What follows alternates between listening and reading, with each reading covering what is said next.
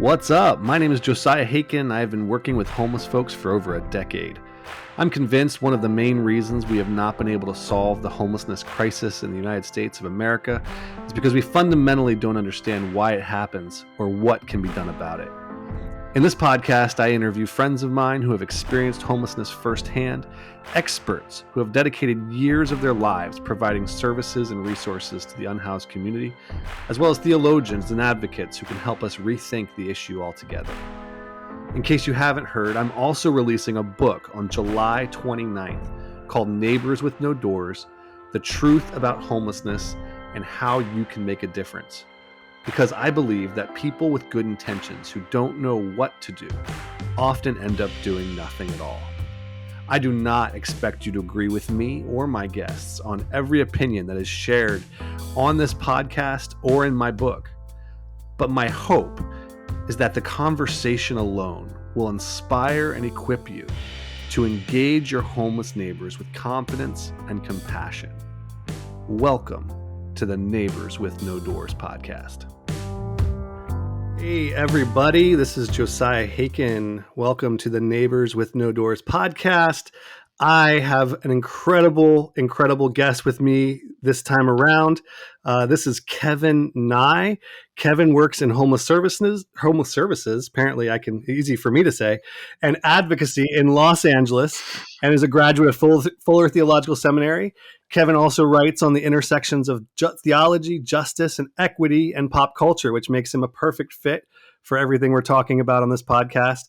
He was a contributing author for Theology and the Marvel Universe and is the founder of Theophany, a blog and YouTube channel looking at the intersection of God and movies. And Kevin is an author whose book is coming out, I believe, this summer. Am I right about that? It's called August. There you go. Is that what you said? Anyway, I'm excited. Guys, this is amazing. Kevin's a rock star. If you don't follow him on Twitter, you need to. Amazing insights, amazing perspective. Kevin, thank you for joining the Neighbors with No Doors podcast. So happy to be here, and I'm excited to get to talk to you. So, Kevin, start us off. I mean, as you may or may not know, I started this podcast to try to help listeners understand, homelessness better and be more empathetic and see the humans behind the issue. And so I'd love to start off by asking you the same question I ask a lot of all of my guests, which is, as you look back on your life, what was your first interaction with the reality of homelessness? Like, what was, as you look back, whether it was as a kid or whatever, like as you think back, what was the first time it became real to you that there are human beings around us who do not have a place to call home? That's a great question. It's what I've been thinking about a lot because, I wrote my book on this, and something I've noticed as I looked back on my life is how much there was kind of this through line, even though I never anticipated going into homeless services. Hold the phone. You didn't plan as a child to go into homeless services? I mean, I know for me, I remember when I was in first. No, I'm just totally kidding. Like, I didn't just think. Yes, that was not on my first writing samples as a kid when they said what I want to be when I grow up. Nope, I didn't write that. I think the best I can guess, the first memories I have is just seeing people asking for money and food on street corners. The church I grew up in is right off of the highway, so there's pretty dependably somebody at one of the four corners there of, or I guess two corners of off ramps, and so I think that also, that association of kind of going to church and seeing people was there, as well as we would normally go out to eat after church, and there was always the question of, we have leftovers, should we take them home or should we give them to somebody on the way? I think where are you from? Tell me about like the context of where you're, because a lot of people listening are like from like suburban towns or like Midwest or, whatever. And they're seeing homeless people on their way to church is not a normal thing. So tell us a little bit about kind of the context of where you seeing this reality all around you when you were as going to church. Yeah, so this is in Tempe, Arizona. So um, at the time, not a huge unhoused population there, but increasingly so right now. But at that time, it wouldn't have been super common, especially as I lived sort of down in like South Tempe, which is more of the suburban part. So, and what was your kind of the attitude of your going to, again, church family? I grew up in the church. Now I grew up in West Africa. My parents were missionaries, so um, probably a little different than Tempe, Arizona, maybe a smidge. But but like, tell me, like, what was the kind of the assumptions that you were brought up in terms of thinking about homelessness or homeless people? What were some of the narratives that you kind of either consciously or unconsciously absorbed through your upbringing and through your the surroundings? It's interesting because yeah, again, I'm thinking so much about this, but I can't even necessarily remember like a moment where somebody told me something that stuck with me as much as it just felt there were things that were said and there were things that were unsaid. And so one of the sort of said things was like, "Oh, you should like if you have leftover food, you should give it." And that's, that's a generous thing to do. That's maybe even a Christian thing to do. Maybe you give them money, maybe you don't, depending on who you talk to. Um, but certainly no real interrogation or conversation about why that person might be in that situation or why a lot of people are increasingly in that situation. Those are sort of the unsaid elements that, and as a kid, I wasn't exactly interrogating those myself either. I can speculate as to what the answers might have been based on experiences later on in adulthood, but really I wasn't getting those messages much in church, more as like it was Mm. just absent, that conversation. So you were you know seeing people coming in and out of church, and seeing people on the highway, and should we give our meals, leftovers? When did that transition for you in terms of becoming some like sort of an issue that you were sort of planning around as a family, but actually became personal for you, where this reality of homelessness became something that you were so passionate about and have been involved with now for many years?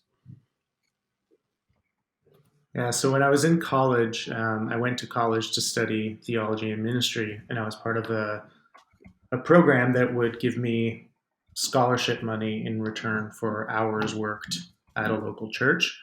The last 2 years that I was there, I was um, interning at a church that kind of was considered the like compassionate ministries church. They were located in the kind of right outside of the urban core of Oklahoma City. A lot of poverty and homelessness concentrated there, and they had a church, but they really were more known for the nonprofit side, OKC Compassion, that just ran meals and recovery groups and stuff for the unhoused population. So for 2 years, I was doing essentially my ministry internship work at that nonprofit, and that's where. And again, I didn't plan on that. It kind of actually happened by default, by accident. It was sort of weirdly the easy route at that time as I was trying to navigate where I was headed in my career plan. And yeah, so I ended up spending 2 years just mainly hanging out with unhoused people in Oklahoma City around meals or around groups. And again, I had no desire at the end of that like, oh, this is my career. I was just like, oh, that's a thing that I did, and okay, now I'm going to seminary.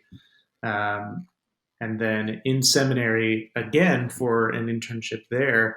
At the time, I was making money for seminary by working as a barista, and I found a church that was. I totally Are you a did that. barista I was too? at Starbucks for 9 months as a barista Oh my before I started gosh, working at City Relief.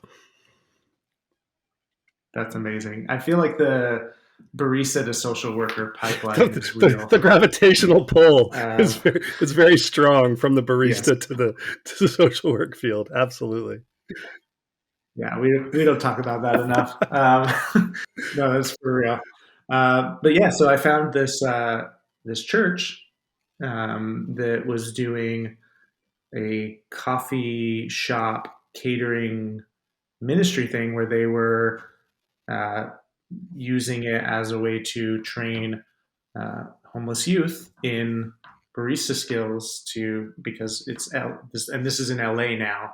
So I mean, there's a coffee shop on every corner.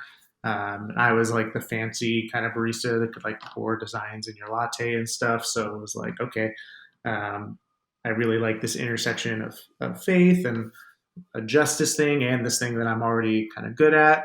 So I worked with that for a couple years, and so again, hindsight, I see this whole through line, but I was completely unaware of it at the time. And then by the time I finished seminary and was not seeing a trajectory toward church work, I thought, okay, it's Los Angeles. I want to make a difference, want to do something good with my life. So I got into homelessness. So tell me about the first person, like looking back, it can be in Oklahoma City or it can be in LA, but tell me about like a person that you met early on. Cause then again, I know that when those early years, right, when you first start doing this kind of work I know for me anyway, and I know for a lot of people I've worked with, there are faces and names that stick out as transformative um, or where like you just felt like it's almost like that perfect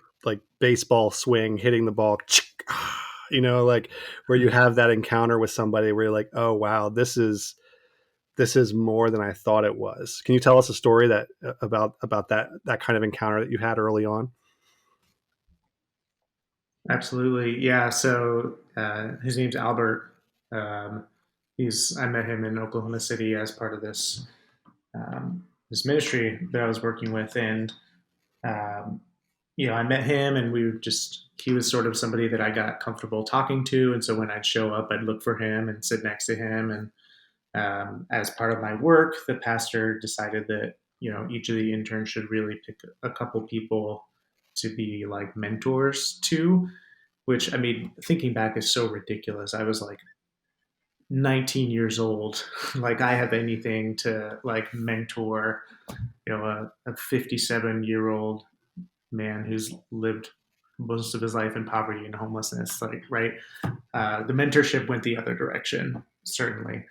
Um, but yeah, I learned so much about him and by extension about, or at least um, my perception was changed about homelessness. Something that was really amazing and unique about him was that he loved poetry. He wrote poetry, and in getting to know him and trying to figure out like what do I have to offer him at all, I thought, well, maybe we could get some of this poetry published. And so a lot of my work was just spent like getting him to write down his poetry and like typing it up on a computer and formatting it in a way he liked, trying to get some like dignity behind it. And I never did crack the publishing piece because I knew nothing about that at the time. But I remember I did look up poetry readings around the city, and I took him to a couple, and he got to stand up and recite his poetry, which he knew all by heart because he'd written so much of it when he was incarcerated. And it was just such a interesting experience because these all of these poetry gatherings were like usually 10 to 15 like older white women and And then Albert. me sitting next to like yeah to Albert, who's like in his 50s, black, uh, like clearly somebody who experiences homelessness, but that was the kind of like the fun and the joy of it was sort of leaning into the ways in which that is out of place and kind of defying expectations That's in that amazing. way. I can totally see. I can have a picture of that scene playing out in my head, and it's beautiful. I love it. Mm-hmm. So obviously, another question I'm trying to wrestle with and trying to leverage this podcast to do is to help people rethink the narratives around homelessness. And so, I guess another question I would have for you is, you know, throughout your years of working in homeless services, and I promise, like, I want to hear all about your book and tell people how to go find it. But to start, like, what are some things that you've witnessed firsthand around, like, the stereotypes or the narratives that about homelessness that we get absolutely wrong? Like if there's something that you could say that would instantly stick to the listeners, whereas like someone's going to walk away from this conversation and go, like, if I could believe one thing that Kevin says around homelessness, it would be this. What would you say? What is it that we get wrong about homelessness in general as a society? Um, and then what can we do individually, whether I'm in the profession of homeless services or in an organization or a church setting, but if you're just like a barista or you're a finance accountant, like, what can you do about it to kind of upend and correct the stereotype or the stigma that we get wrong? Yeah. Well, if you're a barista, I would just say wait a couple years until you're a social worker, It's and only a then matter of time. yeah, just hang on. Um, no, I mean, obviously there's so many, but I think the one that feels the most urgent, that you're dealing with in New York, and I'm dealing with in LA, and folks all over are dealing with. The one that really needs the most combating is the myth that people do not want services and that people want to be homeless. Um, that that myth drives so much policy, um, or at least is. I'm I'm more suspicious of the people making the policy that they don't actually believe that, but I think the people that support that policy and allow that policy do believe that. Um, that ultimately nobody wants to live their life on the streets, right? And the reason that people do is because they don't see a better option and don't have access to a better option. And so all of this movement in New York, in LA, in Portland, Seattle, all these kind of major hubs to make sleeping outside illegal, and to justify that by building mass shelters is so misguided and so thoroughly misunderstands what puts people out on the streets or what causes somebody to choose, air quotes on choose, um, to sleep outside. And again, and we've already done Yeah. this. We've been here, we've done that, we've tried it, and it doesn't work. And we're essentially just going to be warehousing people in these shelters solely for the benefit of us not having to see and encounter people who we don't want to see and encounter, or we're going to incarcerate them, which all of this movement that we have in this country to decarcerate, to kind of try to combat mass incarceration, we're going in exactly the opposite direction right now. Yeah, I amen and amen. I mean, one of the things I've said recently on Twitter and otherwise is, like, the only thing that Republicans and Democrats have in common is that neither of them wants a homeless person near their train station. It's like, I mean, it's effectively, it doesn't matter what party you're from or what worldview you have. There seems to be homelessness seems to be sort of the great unifier uh, of public policy around discriminatory Yep. practices. And I know recently in Newark, New Jersey, there was an ordinance that went out against feeding ban in and around the train station, which Right. we fought and tried to get the press involved. And actually it worked in Newark, at least temporarily. Again, I don't know if it's going to stick because there's so many cities around the Mhm. country that are continuing to put forward this sort of criminalization approach. But anyway, I think it's which follows up to the second part of my question is like what for those of us who you know are aware of the fact that these are human beings who if you're a person of faith, if you're a Christian, you would say is made in the image of God, who has unsurpassable worth, and like what can we do to try to fight that narrative and show up um, in these complex settings and in these places when people are getting really upset and people with homes are protesting the placement of shelters and low income housing in their neighborhoods, and all these ordinances make it so hard for anyone to get any progress and find access, and the cost of living is, I mean, it's scary. I mean, the cost of rent has actually risen since the pandemic. Like you would think in places like New York and LA Yeah. that the pandemic would have led to a complete drop in the rental market, but they had almost the exact opposite effect. People are now rental prices are skyrocketing rather than decreasing, which is crazy. So anyway, so what can we do? What's your advice to the person who's listening who says, I want to help, I just don't know what to do or where to start? Yeah, I mean, I think it's really important the way that you point out that like homelessness does not follow party politics. I think it's really easy for a lot of folks to sort of identify where they land politically and say, okay, this is the vein that I'm in, and now I can kind of vote along these lines. I like to say that homelessness is controversial, but it's not divisive in the sense that it doesn't divide along Republican and Democrat. Like, but if you were to say something like abortion or immigration, you can pretty much pick out what each party feels about that. With homelessness, it's just not the case. So I think the way to sort of get right on that issue is really to find a way to practice community and solidarity with unhoused people in your neighborhood. And that's hard and scary for people because we like to make our opinions about things on, through media, and like unhoused people don't have the same access to social media. Like, you actually have to share space with your bodies and have conversations, but I really think it's crucial. And that's not to say that there's not, good accounts and things you can follow on social media. Usually there's mutual aid groups or advocacy groups that are doing the work and really dig into local politicians and policies and figure them out. So seek those out.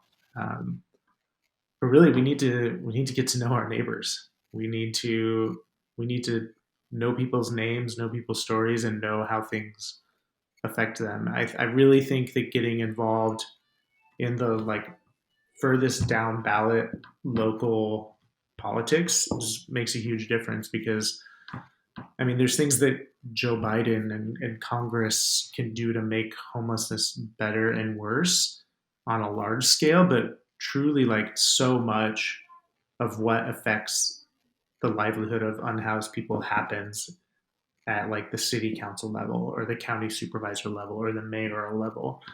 Um, and actually, it pretty much doesn't matter where you are in the country. Any affordable housing that has to get built has to go through a city council. So, like knowing who your city council people are, knowing when to show up to advocate for something to happen, um, that stuff really deeply matters, and it's the stuff that largely we don't pay attention to when we think about Yeah, politics. absolutely. Um, so tell me more about the work that you're doing, like you've been doing for the last 6 years. Tell us about kind of the impact the organization you work with is having, and how what you've seen there. And again, if you have any specific, I just know that people resonate with stories of impact, and again, if the best way I think to humanize folks is to help people remember that these are real people with real stories. So, yeah, tell us about the work that you're doing for the Mhm. last 6 years, and then I want to hear about what the book that you're writing, and how we can get our hands on it. Yeah. Yeah, so the place I work is called the Center in Hollywood. We're a nonprofit in Hollywood, as you could have guessed. Um, when I started, I joined our community wellness program just as a kind of frontline worker. Um, our program is primarily in reach, which means we have a space that we open up to people to come in.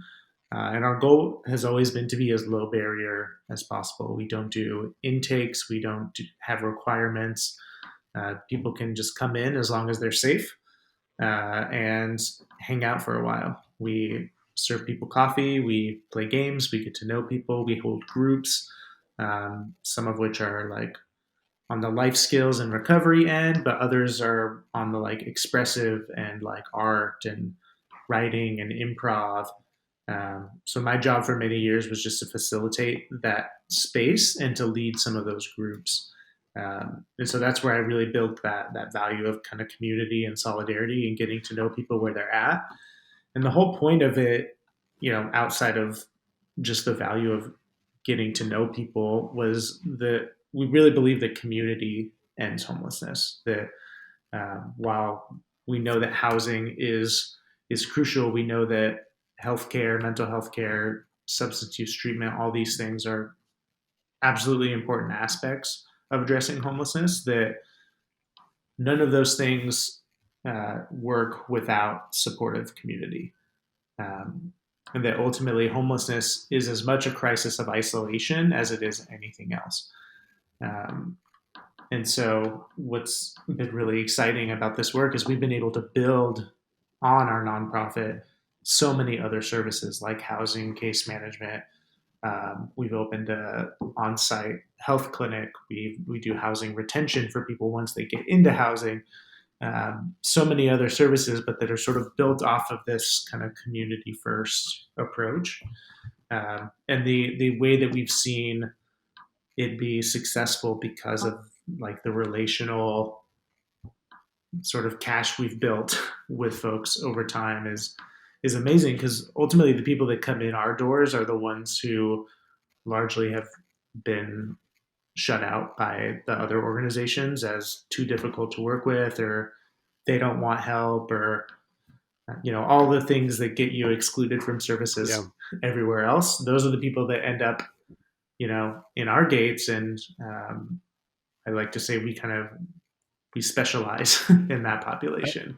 I love um, I love how you and sort of just riff off that a little bit, because for me, I think it's community first. So I'm friends with Deb Paget, who wrote the book Housing First. She's a professor at NYU, and one of the things that she says a lot, which I love, is that housing first was never meant to be housing only. Um, and so I right. feel like what you're talking about here in terms of community and offering those sort of that holistic approach is super important.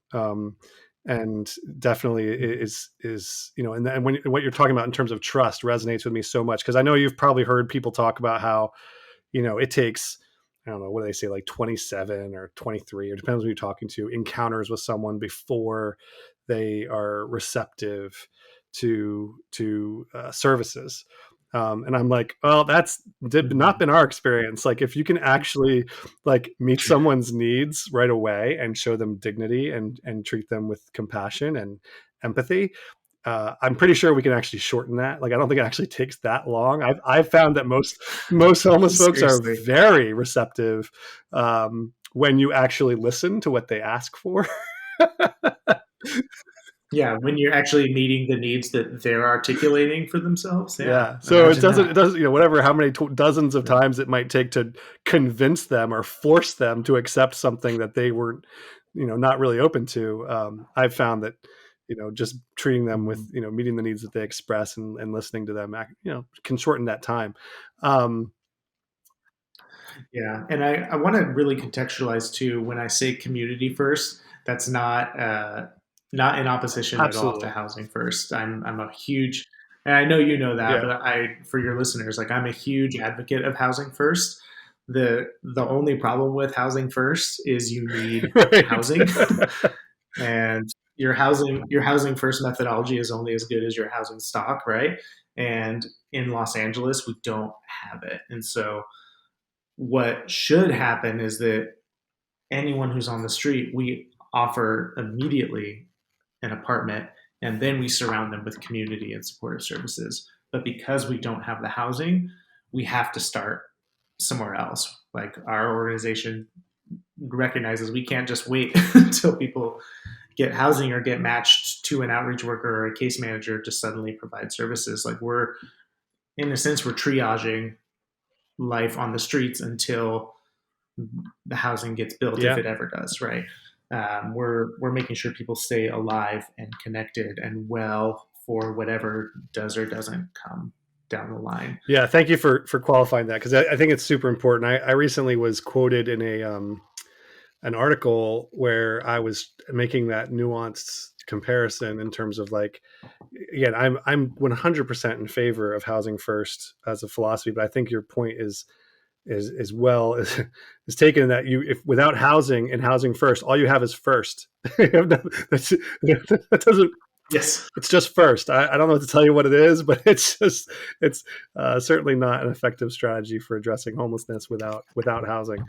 Um, but it is interesting because I think there's, in New York City anyway, we have what I would describe as a shelter first approach. And just, it's amazing Mm-hmm. how many people have a misunderstanding of the difference between housing and shelter. Um, so tell me a little bit Right. about what does that mean to you in terms of the difference between like a housing first approach versus a shelter first approach. Yeah, I mean, I could talk all day about that because really, right now, what we're seeing in all of these same cities is a movement away from housing first toward shelter first, and what's really an unfortunate co-opting of housing first language. I think if I were to sum up like the state of homelessness policy in the United States right now, it would be that like politicians have learned to use the language and completely undermine what it actually is supposed to mean. Um, so yeah, housing first means somebody is offered an apartment that's theirs, that they have a key to, that they have a lease to, uh, and then are offered optional supportive services kind of tailored to their specific wants and needs. Shelter first, which is largely the policy we've been doing for like 60 years now, is the idea that you have to kind of earn your way up a staircase of deservedness until you get housing, right? So if you're on the streets, you have to meet some sort of qualifications to get into a shelter. While you're in the shelter, you work with somebody, and basically, if you follow all the rules, however low barrier or high barrier those rules are, depending on your city and who's running it and all of those things, as long as you can kind of keep your nose clean and stay connected to your case manager, then you can graduate to housing. Sometimes there's other steps in the middle, like they'll make you go to treatment or you have to access mental health care to qualify for the housing. Everyone's staircase is a little bit different. Um, but you can see that in that model along the way, there's a million ways to fall out. And the really insidious thing is that under that model, it's very, very easy to lose most people along the way and then blame them for it. So instead of the model or the organization perpetuating that model having to say, hey, our success rate of getting people housed is really low, which is kind of the truth. They're able to say, yeah, most people don't make it through our program because they're just not dedicated enough. And that leans right back into that myth of people don't want to work their way out of homelessness. They'd rather X, Y, and Z than you know than do the work. um, and yet we never critique the process or the services that are being rendered and whether they are accessible, whether they're desirable, whether they're humane even. Yeah, it's so, again, I love how you frame that out, like, almost blaming the victim, right? We tend to blame people Mm-hmm. for who are the victims of circumstances beyond their control, and then we penalize them, and then try to hold them accountable to steps that they. I love even the ladder language that, or the staircase. I think I forget which one. I think is a really good picture.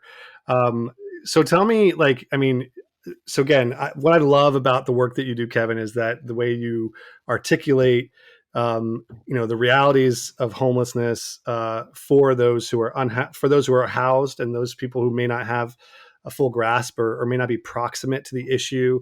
And to that end, I know, again, tell us about the name of your book. What's, when it's like, again, what officially, where they can go to find it, and even like what you've learned, because I know, again, I've been working on a book as well. The problem is, I know you've probably experienced this, but like, I've been working on this book for like 4 or 5 years. And like, it's just like, I told someone recently, I was like, I've been working for 5 years on this project, and I just got to 100 pages. In part because I started off with like this huge thing, because the issue of homelessness is so massive that it's just so hard to coalesce the issue into something that's more like succinct, and that's accessible. So I'd even like to, tell me a little bit about your process too. So tell us the name of the book, when it's coming out, and then like what your goal is for the book, and and what the process has been in writing it, and what you've learned through the process. Sure. Yeah, so the book is called Grace Can Lead Us Home, A Christian Call to End Homelessness. Uh, it's available at pretty much every bookseller. It's on Amazon, it's on Bookshop, Barnes & Noble. Um, yeah, you can go to your local bookstore, ask them to order it, kind of whatever mode of getting books that you like, you can get it. It comes out August 9th, so it is pre-orderable right now, but it won't be out until then. As the title kind of speaks to, I am writing to an audience of faith that is, my community. Obviously, I feel like I could have written a book just about homelessness generally, but I'm really interested in the ways that Christians play into and perpetuate the myths around homelessness, as well as the opportunities that they uniquely have to address it through theology, and also through church spaces and institutions. Um, I think that churches really have both a theological basis to address homelessness, but also are major property owners in this country, and that there's a really big opportunity there to use that responsibly.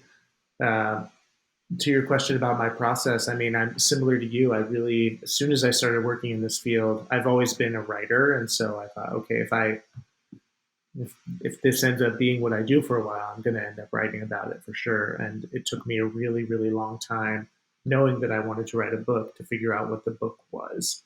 And for me, it was when I kept interrogating, like, what is keeping us from ending homelessness? Like, we know the approach that works, housing first. We have the money because we already spend it on policing and hospitalization and incarceration, and like, all we need to do is just spend that money differently. Like, so what's the problem here? And it's all those myths that we've been talking about. And when I kind of dug deeper on those myths, I realized that kind of the central myth that that permeates all of them is that people who are poor, or people who are experiencing homelessness, in some way deserve it. And for me, that's the antithesis of the Christian view of grace, which says we don't get what we deserve. What we deserve does not factor into how God views us and what God offers us. So when I realized those two things were in tension, I realized, okay, I have a thesis here, and that's kind of, that grace can be the through line of my book as I apply it to all the different areas that impact homelessness, like housing, mental health, substance use, isolation. Um, and yeah, that really helped for me coalesce the book into kind of one central argument. That's awesome. I mean, so I'll say a controversial statement. I'll make a controversial statement, and we can make this because we both I think identify as people of faith, and so why does it seem like Christians are sometimes the most vocal antagonists to evidence-based solutions to homelessness. Hmm. Well, we can make that statement also because it's supported by data. It's a really crucial thing that inspired me to write this book and helped me whittle it down, like I just described, was a study that Washington Post and the Kaiser Foundation did that uh, basically offered people two choices: that people are poor because, or largely because, and their two options were uh, lack of effort or difficult circumstances beyond their control. And Christians were more than twice as likely as non Christians to say lack of effort. So again, it's not controversial. It's data supported that Christians really believe this myth, and in many ways, it's antithetical as much as you and I would argue to what Jesus was about and what this faith community should be about. But I mean, our faith tradition has been really infected by white supremacy and manifest destiny and Protestant work ethic and prosperity gospel, and all of those things are really deeply interconnected. That says a certain group of people is specially blessed by God to take and get whatever they want by any means necessary, and because we got it, we deserved it, and everyone who didn't doesn't. Um, and that is a hell of a thing to try to disentangle. And there's other people that are doing that work on a much grander scale uh, than I certainly am. But um, yeah, it's part of the DNA right now. Yeah, and it's one of those things. Was on a panel discussion on Friday. One of my colleagues did a photo exhibit of the people of friends that we've met in the street, and it's beautiful. So if you're in the New York City area, and I think you still have a few weeks left to go to Redeemer West Side, the West on West 83rd. This art exhibit is up, I think, through June, the early part of June.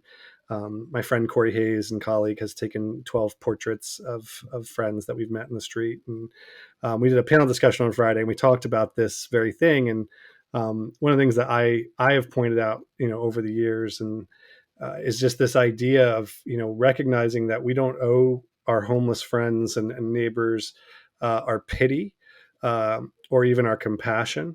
Because if you're a person of faith, if you ascribe to the belief that Jesus identifies with those who are in the street, and Shane Claiborne and I talked about this in episode 1 of my podcast about how foxes have holes and birds have nests, but the Son of Man has no place to lay his head. And then obviously Matthew 25 with, whatever you've done for one of these, least to these brothers and sisters of mine, you've done to me. And there's this idea, like as a Christian, if you're a self-described follower of this rabbi, from the Palestinian rabbi, brown-skinned Palestinian rabbi, um, then then we actually have the opportunity to experience Christ in the people that are struggling around us in a way that is transformational, and so to the point where we actually owe them our gratitude, not just our compassion. And it's Yes. interesting because I think, like all the things you mentioned earlier in terms of just this sort of common, sort of cultural assumptions that we make, blaming the victim, sort of the myth, what I would describe as the myth of the American meritocracy. This idea that we all start off at the Mm-hmm. same place, and if we just work hard, we'll get to where we are, and we fundamentally get what we deserve, which, again, anyone who starts thinking critically about their own experience will realize is hogwash. But it's interesting when it comes to homelessness and engaging with people who are on the margins. I feel like I'm excited about your book because I think it's a call to action to people of faith who are on the sidelines, who might be missing out on an experience with the resurrected Lord, through their homeless neighbors. So yeah, I'm just pumped to read it and to hopefully hear what the impact of it is as people go out and get it and feel challenged and inspired to experience Christ through their homeless neighbors. Yeah, I love the way that you articulated that because I make a very similar move in my book with the Matthew 25 passage. And the lead up to it is talking about how, the stereotypical conservative approach is these people don't deserve help. They need to pull themselves up by their bootstraps. On the flip side, though, the very typical liberal approach is, oh, these poor little babies, I need to help them, and they need to accept exactly the help that I tell them because I know what's best for them. And um, whether along those party lines or not, Christians fall into both of those camps too. And so it really is an invitation to kind of dispel both of those myths. And the way that I kind of do that with that Matthew 25 passage is that talking about how if we actually took seriously the idea that every unhoused person we encounter is Jesus, if we actually took that literally, we would enter those encounters very differently, right? And I talk about how early on in this work, I had to get rid of my savior complex that I definitely entered this work with, because if every unhoused person is Jesus, there's no more room for a savior in that relationship, right? And that is an encounter that I should be entering, not to transform them so much as to be transformed myself. And that's not to say that I have nothing to offer them, right? Like my resources, my privilege, my skill set affords me an ability to help them navigate systems that are intentionally built for them not to be able to navigate, right? Like I have a role to play in helping, but it has to be in partnership. It has to be in solidarity, in joining, and not in a hierarchical structure of I'm in charge, and you, as long as you do what I say, you're going to get where largely I think you need to go. Oh, I love that. I love that. So again, just for those of you who are listening, I'm chatting here with Kevin. His book "Grace Can Lead Us Home: A Christian Call to End Homelessness." You can pre-order it in a lot of places. I'm going to go ahead. I'll put it in the notes for the podcast for where you can find that book and you can check it out. My last question that I want to ask you, my friend, is. What's one practical thing that anybody listening can do today to engage and help the people around them who are either struggling with homelessness or in some kind of emotional or financial crisis? Just give us some practical ways that the average people, like what is something that you might do when you visit another city? I know you've been traveling a little bit lately. Like what's something you do when you see someone on the street who's homeless that anyone can do? Hmm. Yeah, that's a great question. I guess, it's as simple as not looking the other way. And, it's a practice that I try to maintain. And I'm someone who likes to have really good boundaries, and that, I work at a homeless service provider, 40 hours a week. So I'm not necessarily in my off time going to like every single person I see, and like, you know, extending that work to 24/7. But I am always intentional about, if I walk past somebody, uh, I try to have an opportunity to make eye contact with them and acknowledge their existence and say good morning or how's it going, or anything, even just in passing. I think there's enough about homelessness that is a form of social exclusion, that we don't need to add to that by pretending that they're also invisible, right?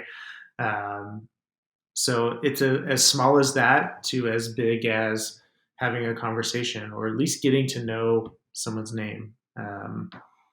I think those things are, again, mutually transformative and are the things that ultimately will shake policy from the ground up. Amazing. Kevin, thank you so much for your time. Thank you for the years of service that you've put into this very important issue. Again, just personally, I know it's always exciting and encouraging to meet people who have a love for for those that we get to serve. We have the privilege of serving and learning from. Just really appreciate your, even just what you post on Twitter and how you engage this topic is always just so dignifying. And I would describe it as God honoring. And so I just really appreciate your time today. And again, hopefully we can have another conversation maybe when the book's out and we can talk more about kind of what's being done at that time and kind of compare notes. But either way, thank you for your time today. Absolutely. Thanks Awesome. so much. Have a wonderful day. And for my listeners who are checking this out, again, neighborswithnodoors.com, or you can find us on Twitter @withnodoors or Instagram @neighborswithnodoors. And I will catch you guys on the other side. I am so grateful that you took the time to listen to this episode of the Neighbors with No Doors podcast. I hope you found it helpful and empowering. Just so you know, I'm releasing a book that is also going to be called Neighbors with No Doors, and I would love for you to check it out. You can find it at neighborswithnodoors.com. You can like our Facebook page or follow along on Instagram and Twitter. I'd like to thank my producer, Rex Harson, for helping me put this together, as well as the many guests who gave me the gift of their time and their story. Have a great day. We'll see you next time.